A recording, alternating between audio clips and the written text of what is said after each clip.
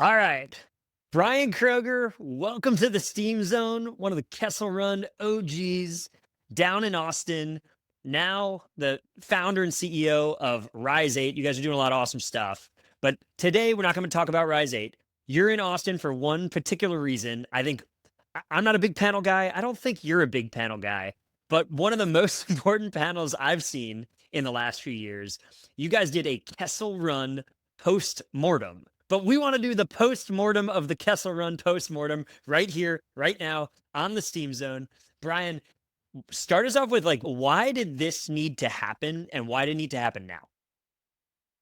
Yeah, first of all, I think it's important. A lot of people were like, post-mortem, is Kessel Run dead? If you're familiar with agile ceremonies, a post-mortem is something you do after an incident. And it could be any incident. So a site reliability engineer on a platform does a post-mortem on an outage. It doesn't mean the platform's dead. So Kessel Run is not dead. I want to make that very clear.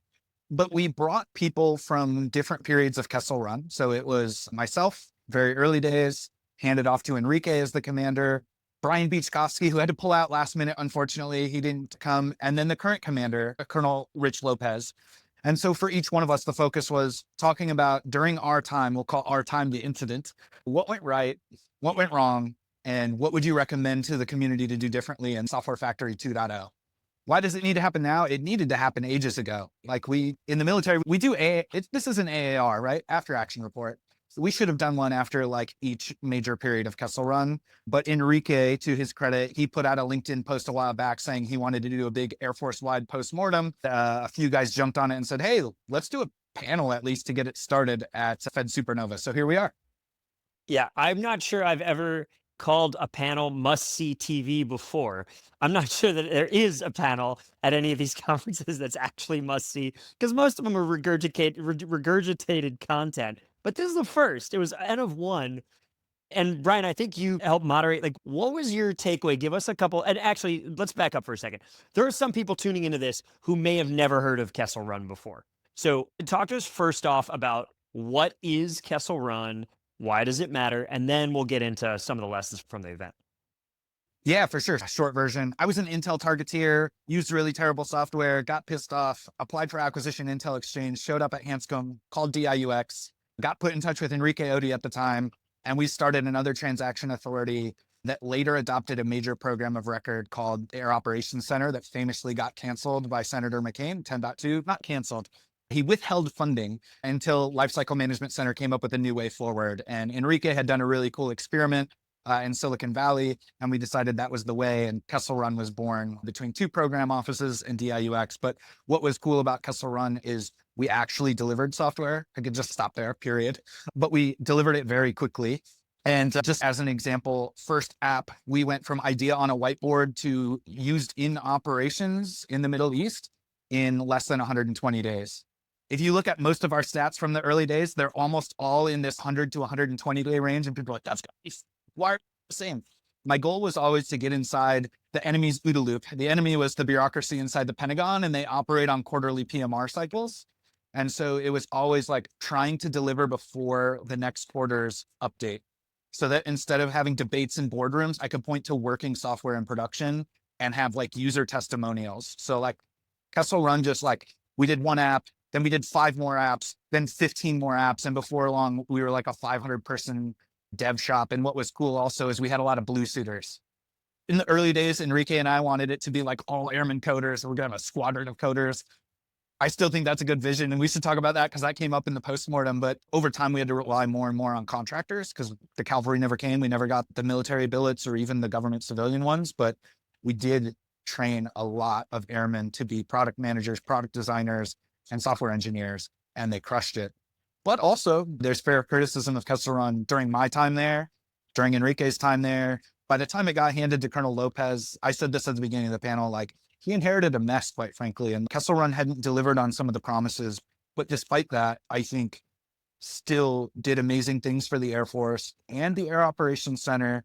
And I think Rich is on a good path to carry it forward. So I think that's also worth noting. I don't want people to come in and be like, oh, we need to kill this. I think we just need to reinvest in it and reinvest in the current leadership.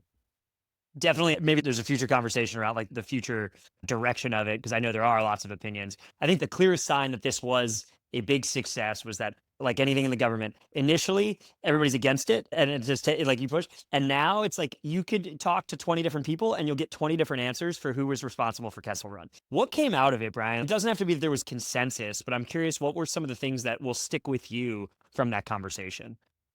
Yeah, I think the big one is look, I really like the format of only talking about your own time there. As much as I would like to dog on Enrique and all the mistakes I think he made, the focus was really on what do you think you did right or was done right during your time there? What do you think you did wrong? And it was just interesting to hear each person reflect on the things they got wrong. I feel like we don't have those conversations enough. And then sparks flew sometimes in like disagreement on it's easy to see the problem. This is especially when you have massive turnover in the military. Kessel Run's quote C-suite, if we call it like a software company, has turned over not just the CEO, but like the whole C-suite every 2.5 years. Like what software company can survive that? But what happens during those periods is everybody sees the problem, but it doesn't mean they properly diagnose it. And that's why after action are so important. And it's interesting to see that even Enrique and I, who are like thick as thieves, have very different opinions about what went wrong. And we should probably get to some sort of consensus on that so that we can inform the next generation. We really went high on team empowerment. Hey, let the people closest to the problem figure out the solution. And you'll often hear these two narratives. One is, oh, because of that, there wasn't like a cohesive architecture and people weren't thinking about architecture. I don't think that's true. I'll talk about that. But also you hear a lot of, oh, these teams also from a functional perspective, like they were mutinous or like they didn't want to listen. They're just off doing their own thing, like autonomous, like too autonomous, like not aligned. And you, like I see that, but my perspective is different. Is I, as a leader of Kessel Run, and I think this of Enrique as well, because I got to see some of his time there, is it was actually a failure of leadership. Did you provide them that leadership?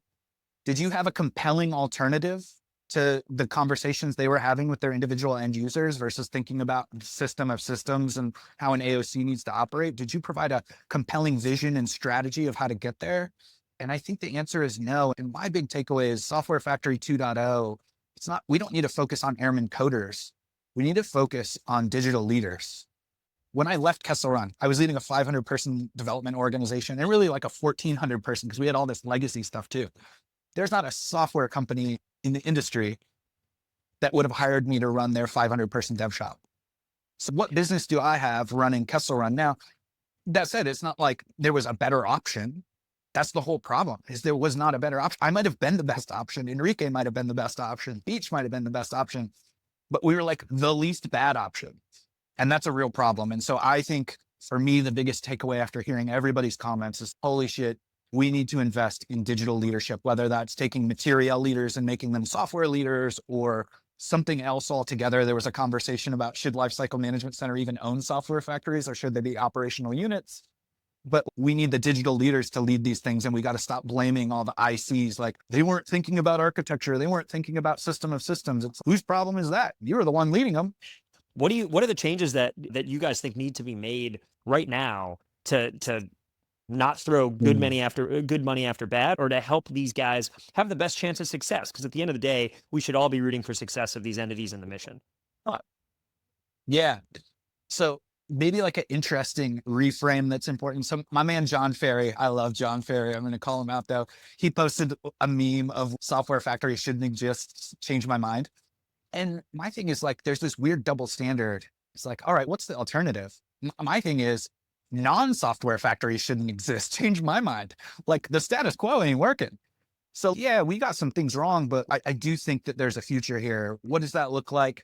I think there's two really important things I would focus on. Number one is the Air Force in particular, I think went down this post Kessel Run, took all the wrong lessons and went down this route of building out their own platforms. And there was the great platform wars of 2018 to 2022, led by some personalities. And I think that we need to just buy platforms and everything below the value line. So if it's not mission differentiating, like finance software, HR software, go buy all that, build mission software on top of commercial platforms. And that would be one major focus area. The other one, I think, is metrics and accountability. We've got to get a lot better at measuring software development in two ways. So I'm finally starting to see some traction on the first. which is measuring the software delivery performance itself. Like, how good can you ship code? So we want to measure throughput, stability, and reliability. And DORA provides an industry standard for measuring that, like 5 main metrics we could look at for every program: lead time, deployment frequency, mean time to restore, change fail rate, and reliability. Those 5 metrics. So I'm excited that I'm seeing people start to focus on those. But one problem I'm seeing that everybody needs to realize is they're allowing people to self-report. When you allow a contractor to self-report their software delivery performance, it's always good, as you could imagine. And this problem extends to the government. When the government is in charge, when it's government-led software development, it's the same problem. So we need a third party, call it an audit or IG, or I don't know who it is, the software IG that comes in and measures these, and preferably measures them in an automated way as well. So there's no question. But the second thing that you have to make sure that's more important is mission.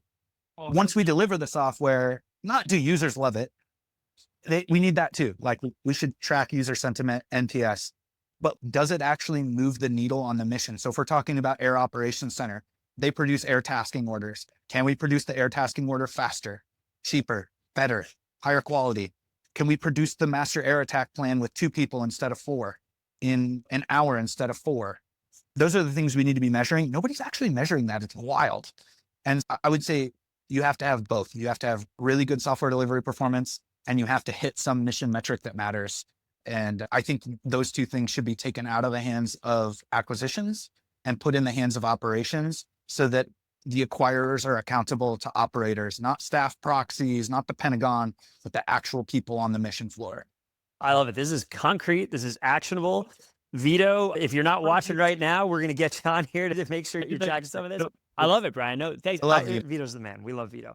One more thing I'm gonna add to what you just listed, which is that here, I think there's another element for how the military really ought to evaluate success, which is, how do these organizations produce great leaders? You talked about leadership up front. Kessel Run, in a sense, is a mafia from within the Air Force. And you don't see this a lot the same way you see it from the Palantirs of the world, the Andurils of the world, where you have incredible talent density that go on to do big things. Brian, you're now building, you said someone wouldn't have hired you to run their 500-person organization. That's fine. You're building your own, and you're well on the way there. Enrique, what he's done at Second Front has revolutionized the way that companies deliver software, outside vendors deliver software to the Department of Defense. I don't know exactly where Beach is, and everybody all the way throughout that ecosystem. That crucible moment, that crucible organization has produced this kind of mafia of talent that understands software delivery for mission outcome in the military in a way that we should not discount. I think it's really cool to see what you guys are doing. And my hope is that we're going to see even more of that in the years ahead. Can I make one last point there? I think go ahead. Blow off some steam for us, Brian. All right. I think, and you mentioned Vito, one thing the Army Software Factory got right is continuity, right? And keeping one person in place, that leader, to continue learning. Look, Yes. even Enrique. So Enrique kicked off Kessel Run. A lot of people don't know, though, he was at DIUX, so he got moved on to other projects. And then he came back like a little over a year later as the commander. And just in that 1-year time frame, and this isn't a knock against Enrique's, most brilliant officer I ever worked with. He was my hero, like super motivational to me. But in that 1-year gap, he came in with just so much context and skill gap that he spent, in my view, probably, and I would have to ask him, I don't know if this is fair, but maybe he would say less time. But I would say he probably spent 1 to 2 years of his 2.5-year command just getting back up to speed. Right. And he's got to make decisions in that time frame because you're hyperscaling. So you can't bring a CEO into a hyperscaling environment like that. And then poor Beach, he got even worse. He's got to catch up on 4 years, and then Lopez. And so you keep doing this. And so they've left Vito in place. And one thing that I've heard, the Air Force said this to me all the time. I still hear it said all over. These things can't be personality based. No, screw that. Embrace founder mode. Embrace founder mode. Invest in one person with a great personality, like Vito, for instance, and just push into that, lean into that. They will train other people that can go on to start the next thing. So like use osmosis, start spreading that goodness around. But yeah, don't keep rotating people out. It has to be personality based. This isn't standard operating procedure. We'll get to that in 10 years where we have the infantry mentality of one person gets shot and you just send the next guy in. We'll get there, but that's not where we're at right now. And we have to recognize that, plan for it. So just embrace founder mode. I love that. Founder mode for the military. I think it's pretty clear. You look at history, it is not organizations that disrupt themselves in big DoD. It is people that change organizations and prioritize ruthlessly. Brian, this was so much fun. And this was the postmortem of the postmortem. I have to have some others on to keep pulling this thread. Thanks for making some time. I know you're busy down there. I appreciate you, man. Yeah, appreciate you.